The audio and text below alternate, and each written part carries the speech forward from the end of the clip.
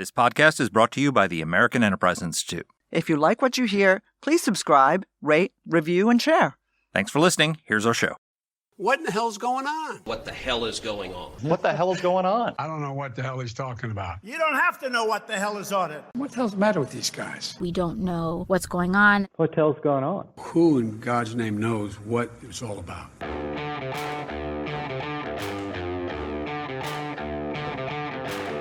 I am Danielle Pletka. No, I really am Danielle Pletka. And I'm Mark Deason. Welcome to our podcast. What the hell is going on, Mark? other than me being on what my father used to call death's doorknob. What the hell is going on? Well, first of all, you sound like Marge Simpson's spinster sisters. Selma. Yes. Selma, right? Yep. Marge, hello. I feel like Marge Simpson's sister too. Oh my gosh. Was it her sister? It is, yes. And oh my gosh. Anyway, well, we are talking about the Trump verdict.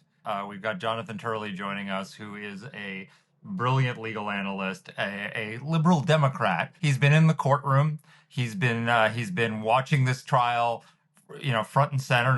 One of the things about these trials is that there's no televised coverage of these. So it was literally like, he was in the courtroom watching the reactions of the jury as this was happening, the manner of the judge, Trump's reactions to all this case, and he's absolutely outraged by this verdict. As I think are you, who are no fan of Donald J. Trump. Am I correct? Yeah, no, I really am not. And I think I told you this funny vignette. I was on TV last week when the verdict came out, and luckily they didn't pan to us because, of course, we had nothing smart to say, but because we hadn't seen it. But I was talking to, I was the only conservative among the group, and I was talking to the others, very, very liberal Democrats, and there was a lot of agreement that this Stormy Daniels, Alvin Bragg, Donald Trump, New York case was really a steaming pile of garbage and something that would be hard for the White House to exploit, given how ridiculous the judgment of the jury was. But I will say, until the numbers came out, until the 34 guilty felony count came out from the jury, I had actually thought that the thing had been such a travesty that maybe the jury wouldn't go that way. What did you think? Well, I mean, as Jonathan Turley will explain, and I don't want to step on his explanation, is the jury instructions were written in a way as to guide them to this conclusion, which is one of the points of reversible error that he thinks will lead to this ultimately being reversed. But look, I think the Biden administration, whether they can exploit it or not, are going to try and exploit it because it gives them a talking point, which is Donald Trump's a convicted felon. And they want to say that. And in addition to, having collaborated with Vladimir Putin to steal the 2016 election and being, in their view, a racist and all the other things that they've come up with, they now have a new epithet they can use against him, which is convicted felon. And they're going to try and use it. And the reason they're going to try and use it, Danny, is because they literally don't have anything else to campaign on. He is the most unpopular president since the end of World War II. The majority of Americans think that he is too old.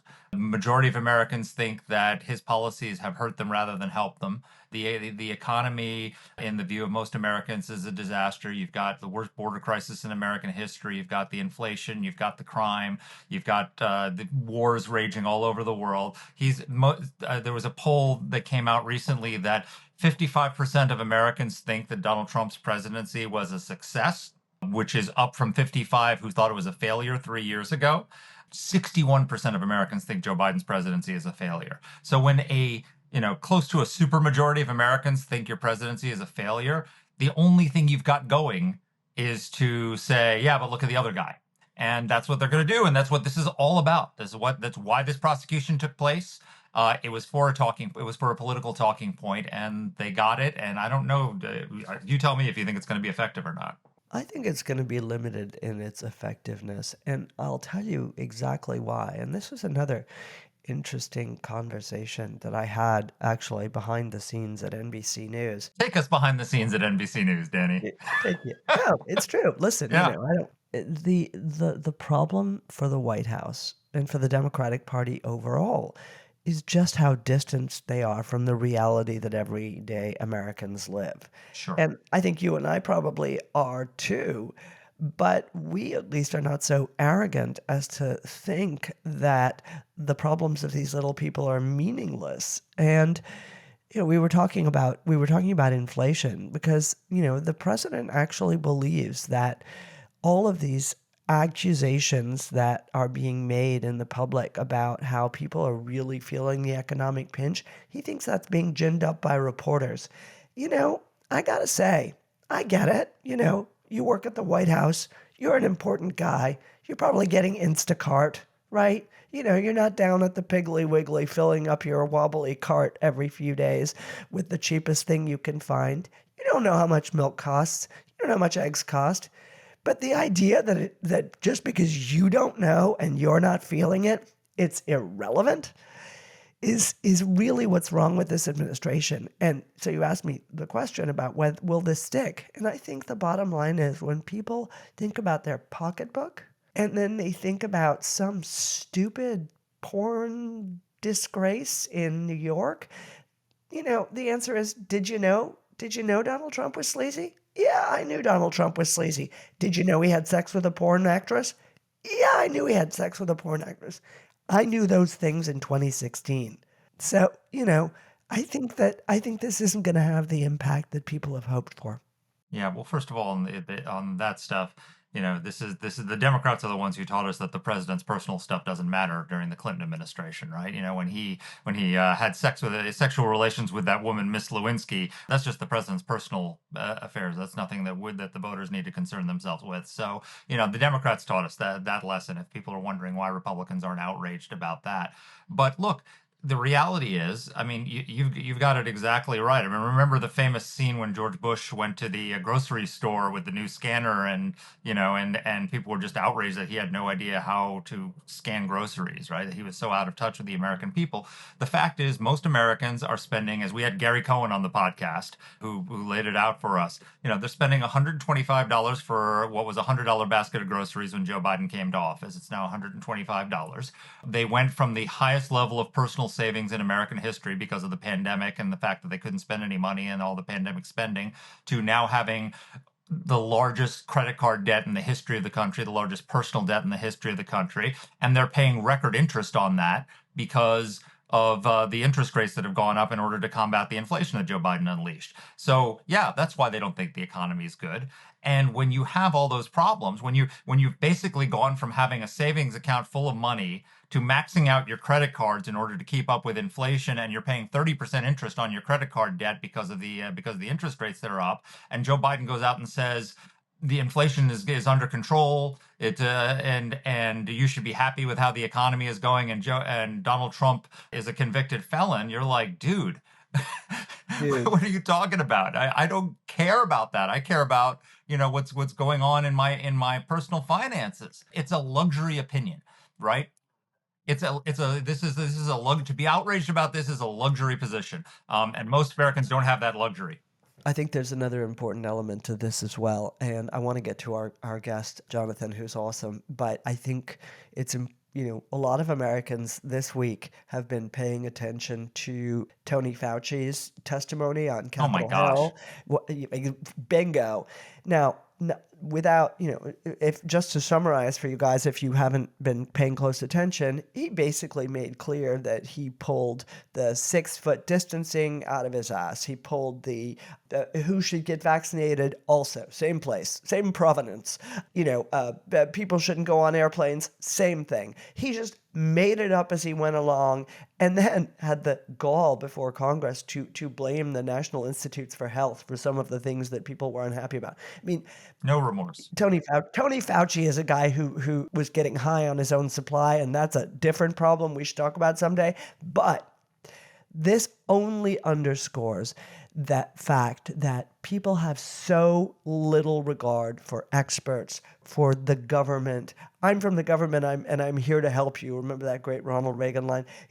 Never happens. And so again, they're going to look at the Alvin Bragg going after Donald Trump, and they're basically going to say, I don't trust you people.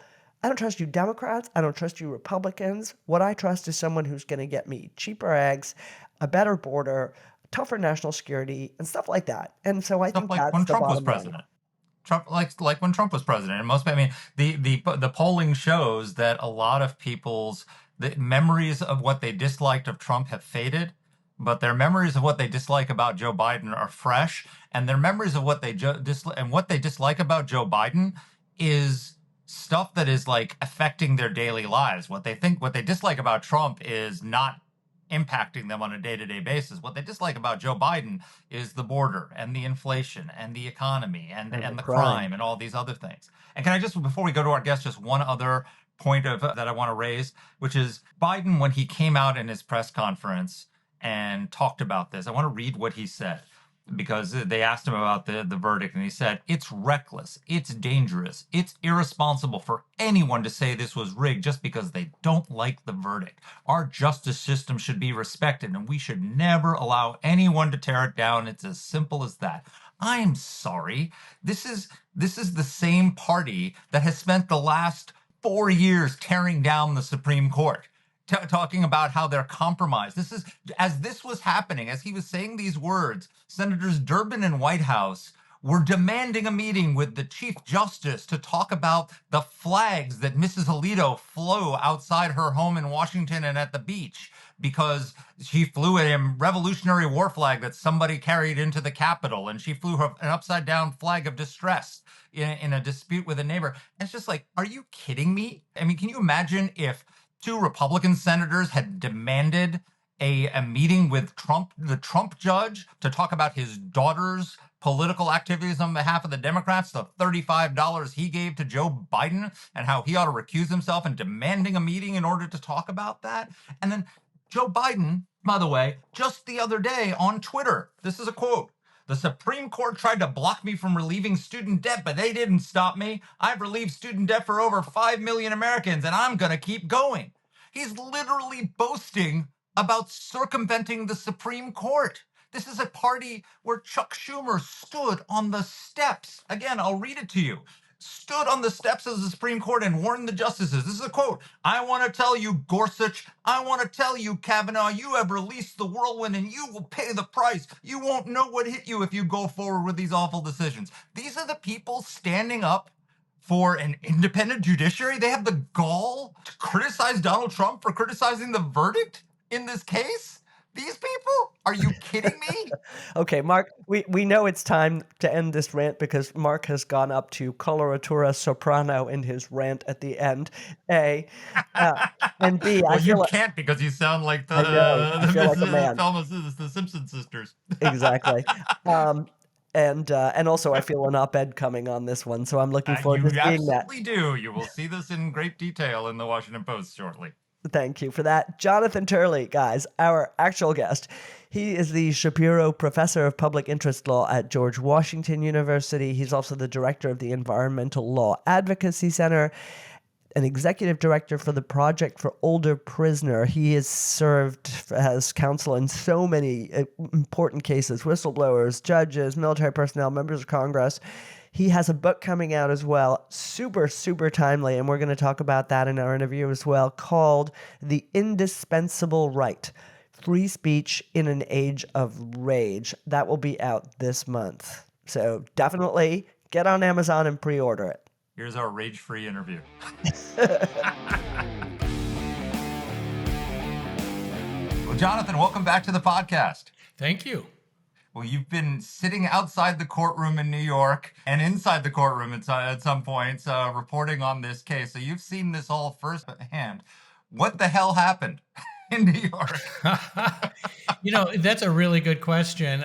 I have to say that sitting in the courtroom, I was really surprised. I've not been one of those that have piled on Judge Merchan. I think there are legitimate questions that have been raised about his family and his contributions. But what I saw in that courtroom really was rather alarming. He ruled largely for the prosecution. Some of his rulings made no sense to me at all. Some of them seemed to contradict rulings that he just made. So he did fulfill the stereotype of his critics. In the end, I did not blame the jury. I wrote that I was hoping for a hung jury, hoping in the sense that I felt that the New York legal system could redeem part of its integrity if this was a hung jury. But I said it'd have to wait for instructions to make that ultimate prediction. And when the instructions came out, I wrote a piece saying this looks like a lead pipe cinch for conviction. I mean, those instructions were really horrible, and they left little room for the jury. This jury had been told repeatedly, and the judge has overruled objections, that there were federal campaign contribution violations in the case and that they were ordered by Trump. The prosecutors told the jury that that's an established fact, and the judge refused to overrule the prosecutors. Jonathan, first of all, thank you for joining us. We always love hearing from you. And again, apologies, as all of our listeners can hear, I'm on death's doorstep. But help our listeners understand sort of the details, because I think it was a little bit confusing. When we talked previously with other lawyers about what happened in the case, people like Andy McCarthy and John Yoo and others have suggested that the way that the judge ruled during the case itself narrowed the scope of the defense. But then what you said, I think, really resonates, and I've heard this from a lot of people who are certainly not in the tank for Donald Trump, which is that the judge said and did things that were, let's just say, injudicious and unjudicial. Can you explain specifically to our listeners what he told the jury that made this go the way it had to go? Danny, I laid out about 4 general areas of what I consider to be reversible error.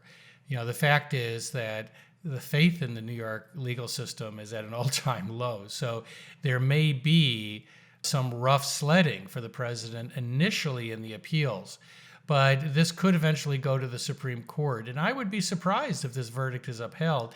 There are 4 different areas. One is obviously the judge. That's the most difficult to challenge, although I have to say this one is sort of off the charts in my view. The second are indeed the charges. This is a novel, unprecedented legal theory.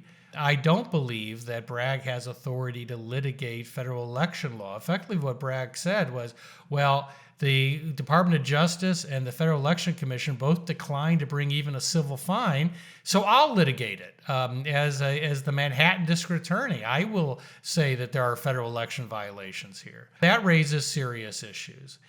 But the instructions had other poison pill aspects to it. One was that the jury did not have to agree on what happened. So what Merchant said was, the government has vaguely described 3 crimes, and I mean vaguely. It was barely mentioned during the trial. Certainly taxation issues, I think, were mentioned largely in the opening and the closing. There was no real discussion of what that really was. There was a couple references by witnesses. And what Merchant said is you don't have to agree. You can split on what the second crime was. So keep in mind what this means. They took a dead misdemeanor and zapped it back into life as 34 felonies by saying that the falsification of business records was carried out to hide a second offense.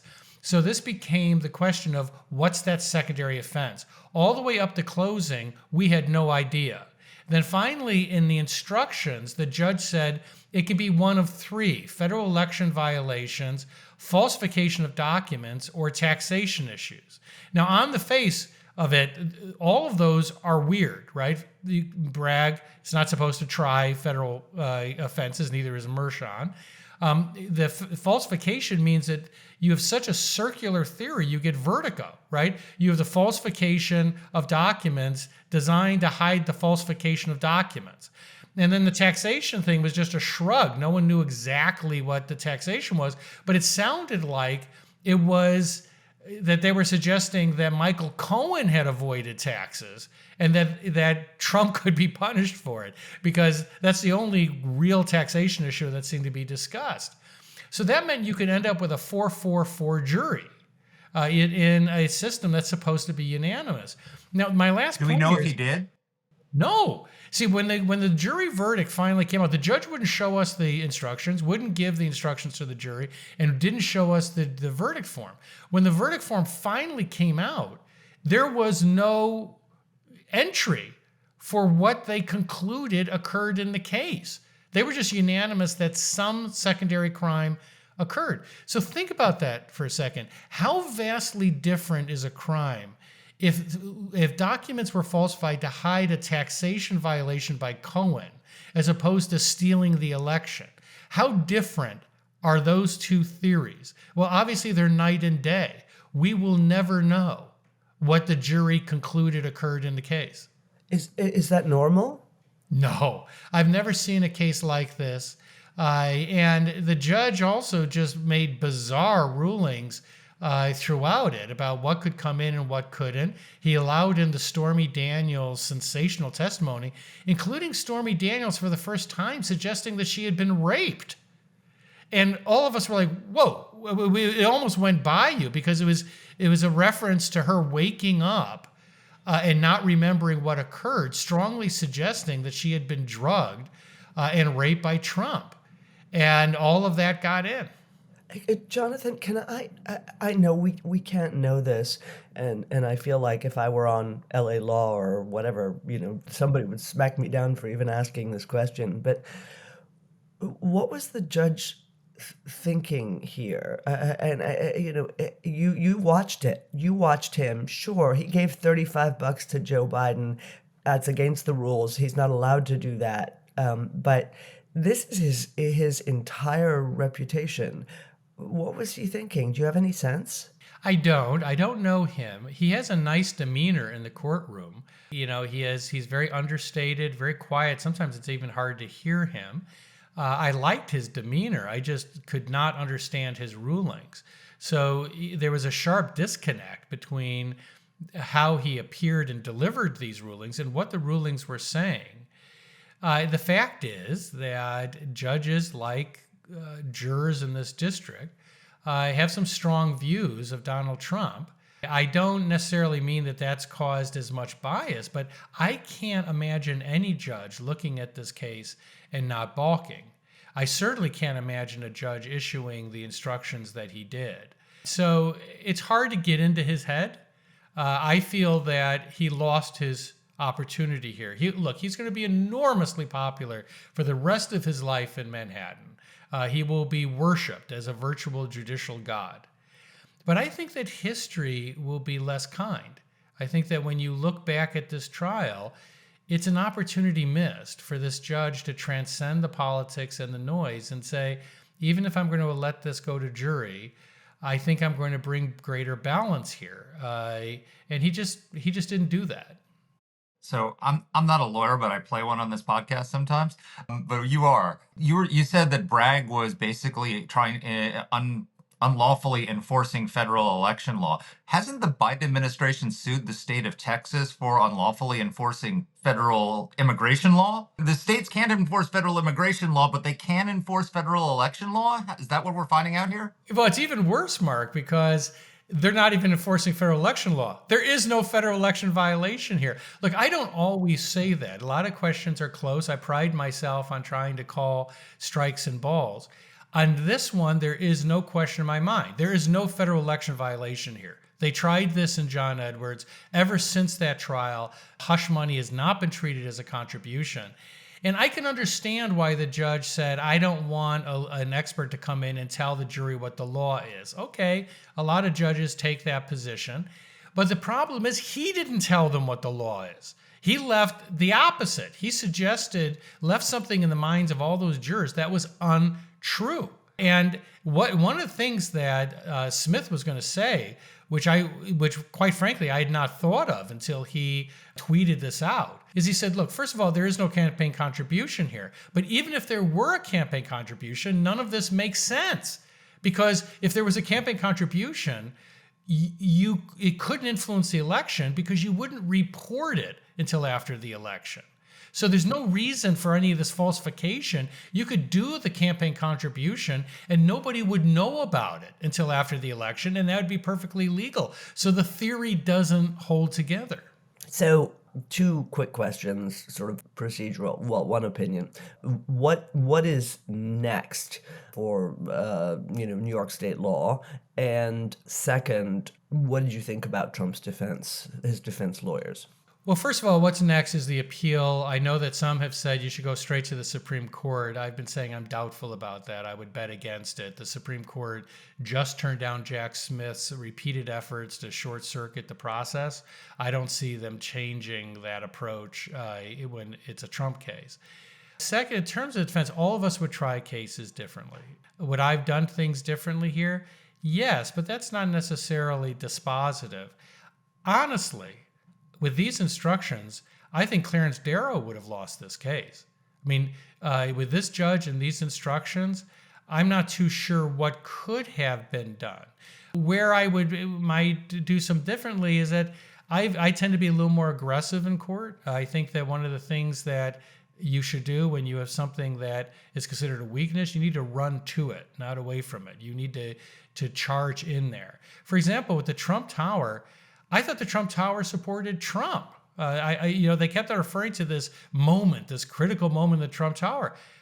Nothing happened. It was a 20-minute meeting. Pecker didn't even know the subject matter before he showed up. And most of it was Pecker explaining what he's already done and what he's going to do. It was a meeting about organizing and supporting the president's campaign. The one thing that I'm a little worried about is that the exception for the media was unsupported by either party. So basically what this exception is you're not allowed to criminalize what is common practices in the media. The prosecutors said as a fact, by the end of the case, the prosecutor, Steinglass, was just giving testimony. And he just said, the media never does this. It doesn't plant stories. It doesn't kill stories, which is, of course, untrue. And indeed, Hillary Clinton did precisely that in this campaign. But the jury didn't know that because, as far as I know, no media experts were asked to be called. There's a little concern I have about whether that issue has been properly preserved, but they may have done that through some of their filings. I thought the defense did a very good job with a very bad judge on a number of issues. I thought they did an excellent job on the cross-examination of Cohen, for example. I thought Blanche did terrifically on that. So let's talk about what happens next. So we're in uncharted political waters and legal waters in the sense that we've never prosecuted a former president. And we've also not since 1892 had a former president who could be the next president, right? So, there's going to be an appeal, but the sentencing is 4 days before the Republican convention. I mean, could Trump be in jail and giving his convention speech from a prison cell or from house arrest in Mar-a-Lago? And then let's say he's imprisoned or has some sort of sentence imposed on him, and then he's elected. He can't pardon himself because it's a state case. So he could be, under a sentence by the state of New York, but president of the United States, possibly. Yeah, I mean, we wouldn't, if he was sitting president, we wouldn't allow him to be prosecuted while he's in office. I mean, would his sentence be suspended during the course of his presidency and then resume once he leaves office? How does this all play out? It's so, fascinating on both a legal and political level. Well, if you had asked me that question weeks ago, I would have said it would be just ridiculous to suggest that a jail sentence would be handed down for an elderly defendant, first offender in a nonviolent crime in Manhattan. I mean, all of those things make it just... Not named Trump, you're right. Right, otherworldly. Once I saw the judge in that courtroom, I can't say with such certainty that he would not order jail, but I still believe that it would be so off the norm that even many liberals would say, for the love of Mike, I mean, this is getting out of control. I mean, you would never have handed this down for anyone other than Trump. So I'm assuming he's not going to have a sentence of jail.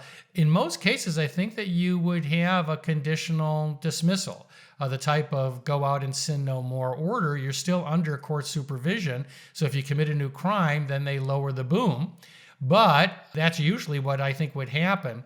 He may toy with things like house confinement. There's weekend incarcerations. There's community service. I'm hoping that he has the intelligence and the distance and the self-control not to do those things. If he does, then it can be suspended pending appeal. And I would expect that courts would grant that. Maybe not the initial appellate court, which is viewed as fairly political in New York, but later. But what if he's, let's say he's elected president? How does that play out? Then I do think that there would be another motion to suspend that would go any sentence that would go to the Supreme Court. You can't keep him on home confinement. What if there's nuclear war? What if he has to go visit a foreign leader? I mean, does he have to call Judge Merchan and say, look, we have a launch from North Korea. Can I go to the bunker now? I mean, I think courts are going to put an end to that. So let's talk a little bit about the judicial system. I think if the three of us had sat down 6 months ago and talked about the case that presented the maximum peril to Donald Trump, we would not have said that it was the crooked lawyer and the porn, I hesitate to say star, but let's just say the porn actress that was going to get him. He's got a case in Georgia, which is obviously in some trouble. He's got the classified documents case, plus he's got the federal Jack Smith case. What has been fascinating is to see that this has really not hit the numbers, except for Donald Trump's fundraising numbers. Damn, he has raised more than $200 million since this verdict. What does this say about the relationship of the American people to our judicial system, and what do you think the implications are? So a little bit, not 30,000 feet, but let's say 20,000 feet. Well, I'm worried because as the legal system declines, you seem to be personifying that with your illness, that as more problems occur, you diminish. So I want to return the court system and your health. And I am optimistic, you should know, on both counts. I think both you and the legal system will survive. This is a terrible time for the U.S. system. We're not a country that is familiar with political prosecutions. I think the Bragg case is most clearly a political prosecution. I don't see how people of good faith can really question that. This would not have been brought against anyone but Trump. It's never been brought before. Even CNN legal analysts have acknowledged that fact. I've always said Mar-a-Lago is the greatest threat to Donald Trump. In some ways, the best thing going for Trump has been Jack Smith's appetite. He shouldn't have brought the classified document charges. And after they let President Biden off from his violations, Jack Smith should have moved to get rid of those and just said, look, I disagree, but I think that for consistency, I'm not going to prosecute him for offenses that President Biden was also accused of. If he had done that, it would leave the obstruction count, which is far more dangerous to Donald Trump, and they could have gotten a trial before the election. So in many ways, Jack Smith has had this problem in the past. He tends to really overextend himself. And so it looks now like neither Florida nor D.C. are likely to happen before the election. Georgia is an absolute mess, and I'm not even talking about all of the salacious details. It is one of the dumbest RICO cases I have ever seen in my career. It's really not a RICO case. And I think Andy McCarthy put it best when he said, the only connection between any of these co-conspirators occurred when they were named in the same case. And he's right. That is, you look at the narrative, these people have nothing really that is coordinating or in common between them. I also believe that it's based on myths. This call that Trump made to Georgia officials is being portrayed as a demand to just make up votes. And I think anyone listening in good faith to that call would not reach that conclusion. It was what Trump was saying was the obvious pitch you make. This was a settlement call with opposing lawyers. This wasn't some conspiracy call. This was an effort to settle ongoing litigation. And what Trump was saying was, I only need a few thousand votes to flip the state. He wasn't saying find it. He was saying, even though you say you won't find many votes, if you do a statewide approach, there's not many votes that I need that would flip this state. So You make a great point that the obstruction is what separates the Biden and Trump cases when it comes to handling of classified information. And if they had just done the obstruction and not done the underlying crime, then they would be better off. After what's happened in New York, when Trump was first elected and there were all the calls of lock her up for Hillary, he said, no, it's not good for the country. We're not gonna prosecute Hillary Clinton and all the rest of it. We're gonna move on. He might not be feeling that way if he gets back to the Oval Office. Could he reverse the Hurd decision? Could a Trump Justice Department change its mind and decide we're going to prosecute Joe Biden for mishandling classified information? They can within statute of limitations, but I would say that is virtually impossible. I think that you would have mass resignations at the Justice Department.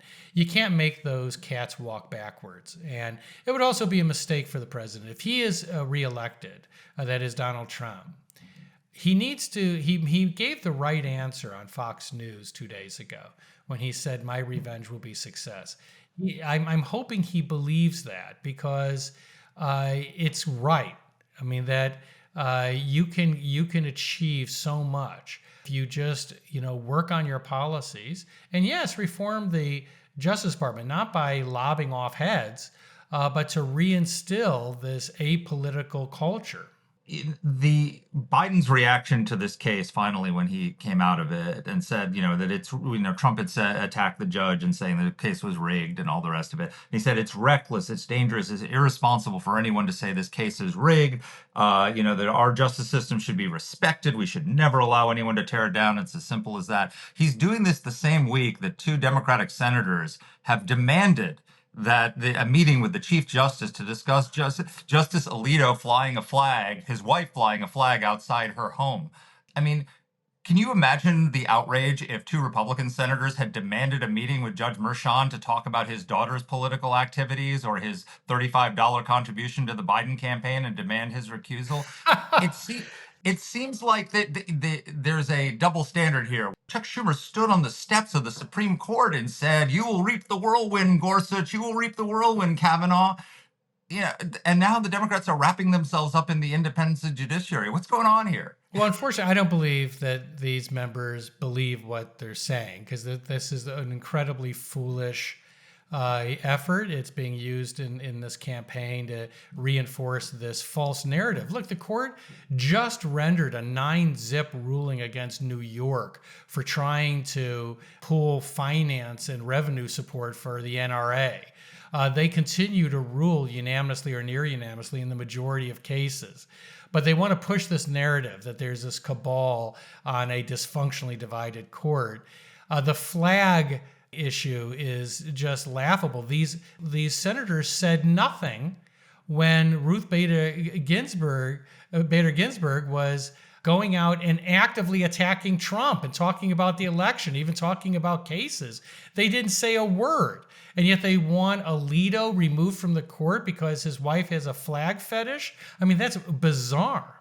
It is bizarre. I mean, there we're really talking about the quality of public political discourse, and I think we can agree that, my guess is that most of our Democratic friends would agree as well, that we have really scraped well below what we ever thought bottom was in this case.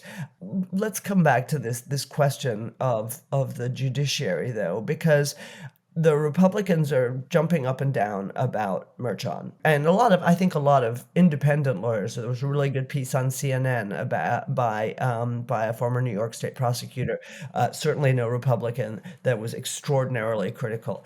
And at the same time, we see a judge in Florida who was appointed by Trump, who a lot of Democrats have suggested is making rulings that are very favorable to the former president in his classified documents case.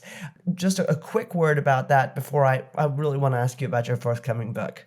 Well, first of all, with Noriega and also Cannon, both those judges have ruled in favor of both sides, both in the Hunter Biden case and the documents case. They have given both sides significant wins. In the documents case, those rulings are right within the strike zone. I've done classified cases as lead counsel and the only cleared counsel. And when the documents case was filed, I immediately went on the air and said, "You're crazy if you think you can get a case like this before the election. It often takes years to get through this number of classified documents. What's happening in that case is standard. If anything, it's moving more quickly than the usual classified documents case. So this is all a part of the narrative, but it's not reality. So you've got a new book coming out called The Indispensable Right, Free Speech in the Age of Rage. It seems like we're in an age of rage right now, but it's not the first age of rage we've had. And you've pointed out that President John Adams carried out some political prosecutions in his time, and our founding period was an age of rage. Talk to us a little bit about the historical parallels of what we're experiencing now, and why free speech is so essential to the continuation of our democracy and surviving this new age of rage. Well, thank you for that. This book is unique in the sense that it's been 30 years in the making. I've been writing what law professors usually write, sort of mini books and law reviews, and I've been litigating on free speech for 30 years. But I've been putting off writing the book because I didn't like the fact that a lot of free speech books talk about insular conflicts or insular periods. They don't really drill down into what free speech is, but also why it is after all this time we are still struggling with free speech as to what it means in a given time. And part of that is because we tend to have myopia. We tend to have this myopic view of our particular period, and that allows us to make excuses often for the excesses that we have. So many years ago, I called this the Age of Rage, but the book points out, as you did, Mark, that this is not our first age of rage, that there's a cyclic aspect to this. And so the book spends some time exploring the sort of personalities and controversies that have shaped the free speech right in the United States. And they are vivid personalities. And these periods, you'll find, have striking similarity to our own. And so with each of these periods, the first victim has been free speech. And what happened with the John Adams administration is perhaps the most chilling, because the most revolutionary part of the American Revolution was our treatment of free speech. People don't realize that the First Amendment not only was unique as a statement of the protection of free expression, it still is. In fact, there's a movement in law schools to rewrite the First Amendment. It's a growing movement because it's, quote, too individualistic. So even today, academics really recoil from this strong endorsement of free speech. So when we started, when I went back and looked at where that language came from, you find many of the framers embraced a natural right, a natural law view of free speech, or an autonomous view, this idea that it belongs to the individual. And that was the revolutionary moment. It was lost within 10 years as the Federalist judges returned to what I call the Blackstonian view, the English view of free speech. It is in many ways the original sin of the American Republic, when we turned away from what we had just done. And what it did is it embraced this functionalist view of free speech, that we protect free speech because it's good for democracy. And it most certainly is good for democracy. But it's more than that. That what this book looks at from a natural law perspective is that free speech completes people as human beings, that human beings need free speech. They need to be able to project themselves into the world around them. And it's not just about democracy, it's about us. It's about who we are in that democracy, in that society, and in that time. So when John Adams came in, he began the Alien and Sedition Act's prosecutions against journalists, opponents, and others. They were trying to kill their opponents. And it's a disgraceful period of American law. It's why I've never been a fan of John Adams. And eventually, all of those people were pardoned, but then Thomas Jefferson used the same means against a couple of his critics, not to the same extent as John Adams, but he also failed in that regard. The framer who didn't fail, and my students will laugh because I'm viewed as a Madisonian fanatic. I have various Madison bobbleheads, and I have about 6 busts in this room, and in my office in the corner is a life size of James Madison. So he's bigger than Elvis for me. But once again, it was James Madison who was right. And Madison wrote a famous work in 1800 in which he referred to the monster that lives within us as the sedition prosecutions of speech. And he said we have to turn our backs to that monster. We have to either kill it or we need to send it away if we are to be a free people. Well, that monster is still lurking. And we've time and time again, from Adams to Jefferson to Jackson to Lincoln to Roosevelt, and now to President Biden, we have had that monster return. President Biden is, in my view, arguably the most anti-free speech president since John Adams. The censorship system that has been funded within his administration is unprecedented. And that also reflects the fact that the Democratic Party has become a party that has embraced censorship. It's become a virtue. In some ways, censorship has lost its stigma. I don't understand it. I was raised a liberal Democrat in Chicago. I come from a very liberal Democratic family, a very politically active family.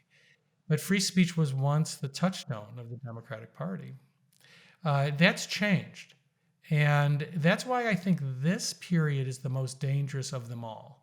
We have an alliance, a sort of triumvirate that has never existed before, including historic allies of free speech. You have the government, you have academia, and you've got corporations who are joined, and as well as the media, who are joined against free speech.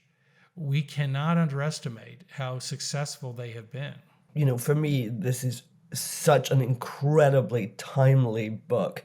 You know, Mark and I have spent a lot of the last 8 months talking about what's happening between Israel and Hamas, and you know how anti-Semitic speech has become the one exception to the growing dislike of free speech. So this is hugely resonant. I want to ask you about the sentence that you uttered a couple of minutes ago, which was that the Biden administration has embraced censorship the most aggressively. So if you would explain that to our listeners, and then I would love to hear, you know, other than Madison's, I think, very correct suggestion that there is this monster within us that doesn't really want freedom of speech, how this resurgence happened in America. So censorship and the resurgence of the monster. Yes, there's no question in my mind about President Biden, and I say that with no sense of joy. President Biden's statements about free speech has been really breathtaking. You know, he told social media companies that they were killing people by not censoring others, which is ironic because many of the people targeted had been vindicated on their criticism of things like the efficacy of masks and the efficacy of vaccines in comparison to natural immunities. All of those things, ultimately, these people prevailed, but I've talked to many of them. These are leading academics at universities around the world. They were banned from associations. Some of them were fired. Their publications were stopped. That was all at the behest of the Biden administration, which has funded attacks that has really been comprehensive, including attacks to try to squeeze the revenue of sites that are composed of critics of the president. It's, in some respects, I think that this movement is really sort of a embodiment of our time. For those of us who have been on college campuses for a long time, this movement's been building. When I started teaching, I was not particularly unique in my views on free speech. I'm now regularly called a free speech absolutist, and I'm a dinosaur. I'm one of the few people that give sort of the classic liberal support of free speech. Free speech is now taught and treated on campus as harmful, as a threat, not the thing that defines us, but the thing that would destroy us. As I mentioned, you have academics who are pushing to rewrite the First Amendment, that it's dangerous the way that it is currently written. And that has built up over time. And so with a country this divided, We are in what the book refers to as a panic political period. This is a quote from a former attorney general that acknowledged that free speech would be reduced during periods of panic politics. Well, we're in that, but this is different. One of the things that this book says is that we can't rely on this pendulum swing. It might not swing back.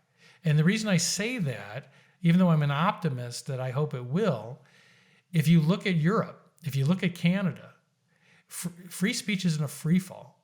Canada is a nightmare. They have criminalized a huge amount of speech, as has France, as has other countries. And by the way, after years of doing this, they've done nothing but reduce free speech. For example, Germany has been in the business of censorship since World War II. They ban Nazi symbols, Nazi expressions.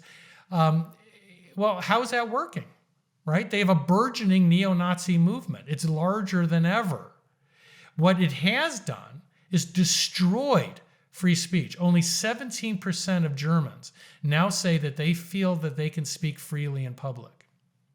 Wow. There's always been liberal bias in the elite institutions in our country. James Bennett had a really interesting piece in the Economist about his resignation from the whole saga of his resignation over the Tom Cotton op-ed in the New York Times. And he said that we've always had liberal bias, which he defines as sort of a more speech on the left than on the right. We've transitioned from liberal bias to illiberal bias, from a bias towards one side to an instinct to shut down the other side. And I think we're seeing that playing out on college campuses. We're seeing that playing in the elite media. We're seeing that play out in a lot of places. How did that happen on the left? How did we go from political correctness to shutting down speech that people feel uncomfortable with? And why is that so dangerous? I think a lot of it, as the book talks about, is coming from universities. J schools for journalists are now teaching advocacy journalism. They're teaching young students, you have to be an advocate. And they tell them there's no such thing as objectivity. On campuses, the students are told that they should not have to be triggered or harmed by hearing views that they don't like. Faculties have purged their ranks of conservatives and Republicans. Surveys show that some faculties have no Republicans. Often there's only a couple. And that's because these faculty members are replicating themselves.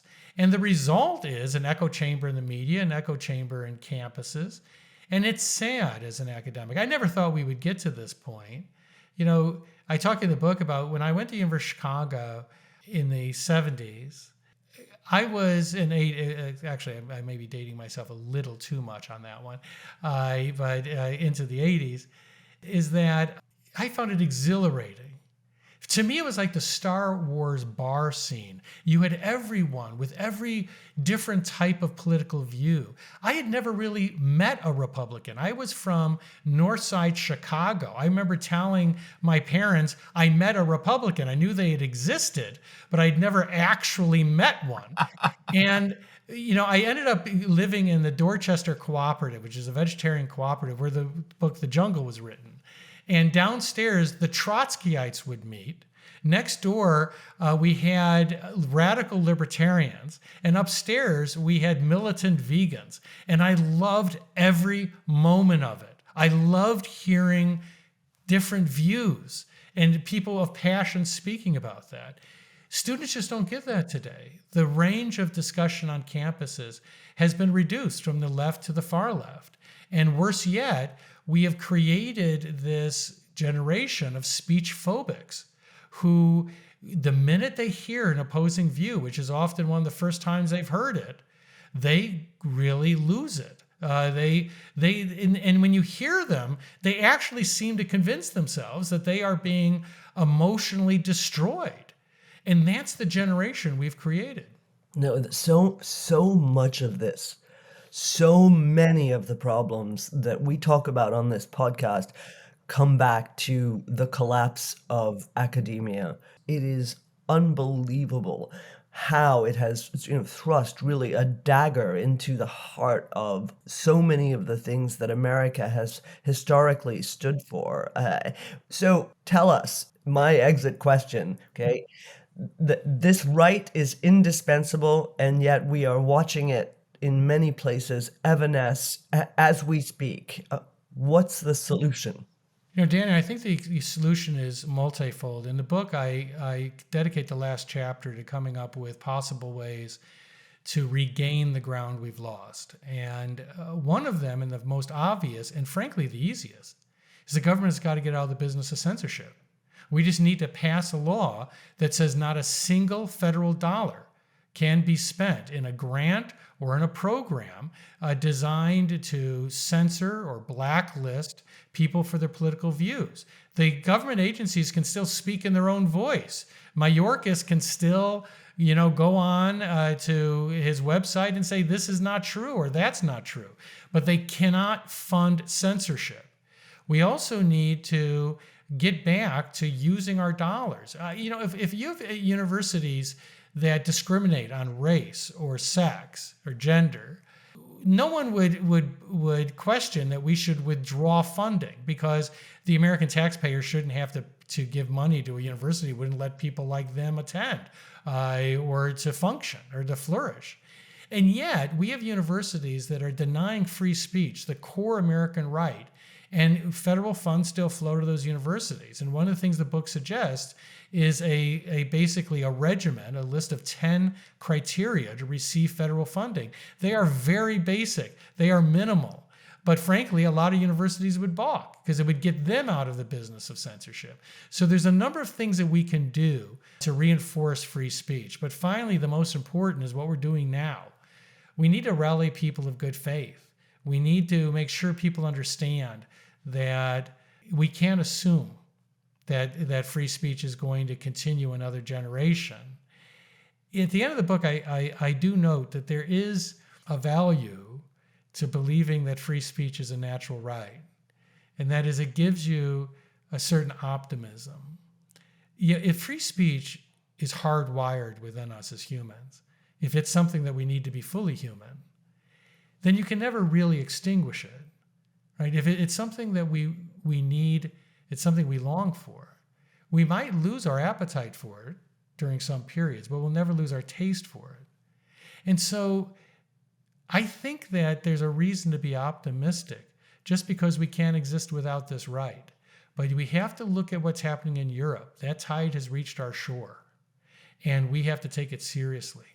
So I've got two exit questions, and I'm really resentful of the attacks on Donald Trump because I would have preferred to spend this entire hour talking to you about this rather than the Trump trial, which shouldn't be happening to begin with. So if anything, my resentment is greater because it's robbed us of time to talk to you about this subject. But I have two exit questions.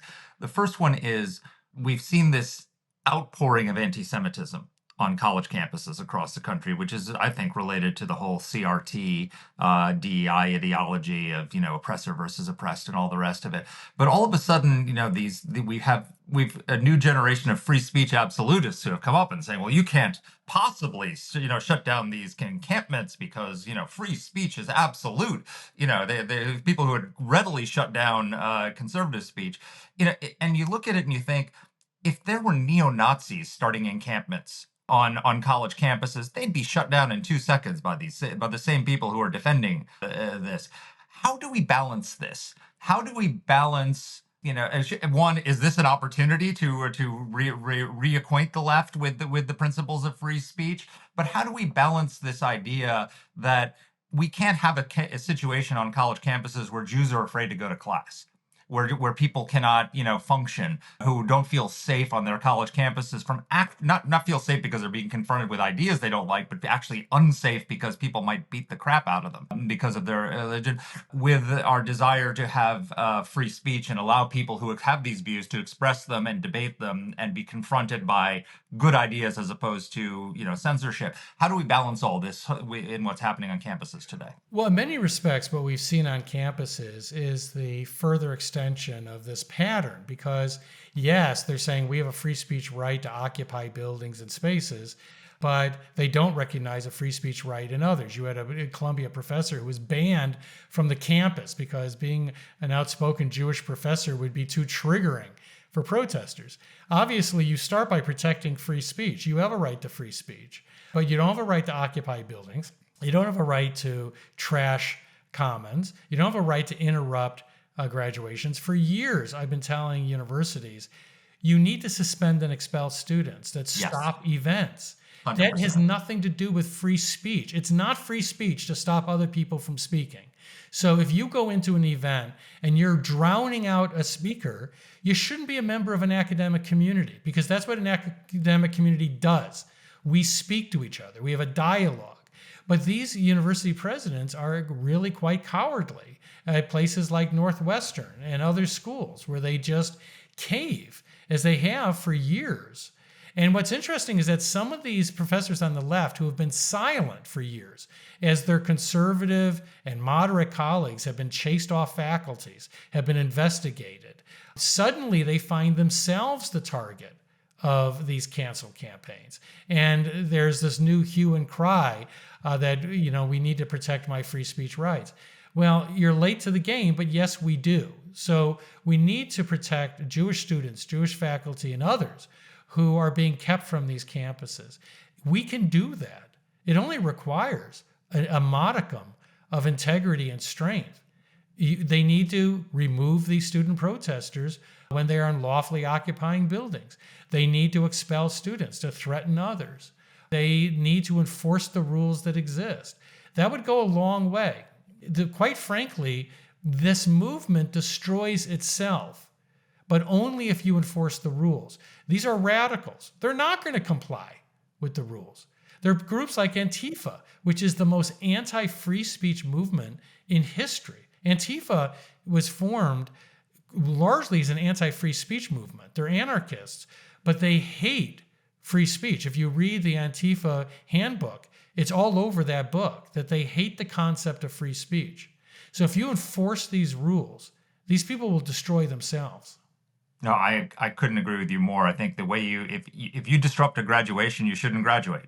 Right. And I think that would shut down a lot of it, because these people are narcissists in the end. They're obsessed with themselves and their own that. And so if you took away their diplomas, they would probably be quiet. But I want to my actual exit question. So your book has, is stories upon stories of courageous individuals who stood up for free speech, sacrificed for free speech.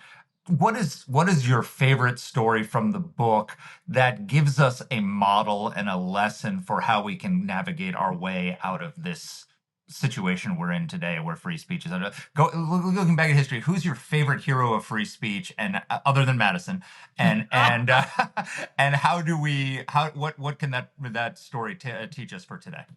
Boy, that's very tough. It's like, what's your if you want to go with more than one, you can. Yeah. One of the things I want to do with this book is to tell the story of free speech through its defenders. And, George Bernard Shaw said that unreasonable people always expect the world to conform to them. And then he said, so therefore, all change comes from unreasonable people. And this is a story of magnificently unreasonable people. And they are communists and fascists and socialists, feminists. They have very little in common except one thing, and that is an undying faith in free speech. And they include people like John Lilbourne, one of the first great advocates of free speech in Britain. And Lilbourne simply opposed the requirement to get a permit to bring a book into England. And the Star Chamber was created so that they could prosecute seditious speech cases. Many people don't realize that they tried to charge people with treason for their speech. But even the English courts at the time really had problems with that. So they created the Star Chamber and sedition to do that. And Lilbourne was one of the first to be prosecuted. And they flogged him through the streets, and then put him in a pillory and flogged him more. And he kept on yelling that he would stand with free speech. And they gagged him. And he kept on stomping his feet to the point that they finally gave up and just threw him in a cell, you know?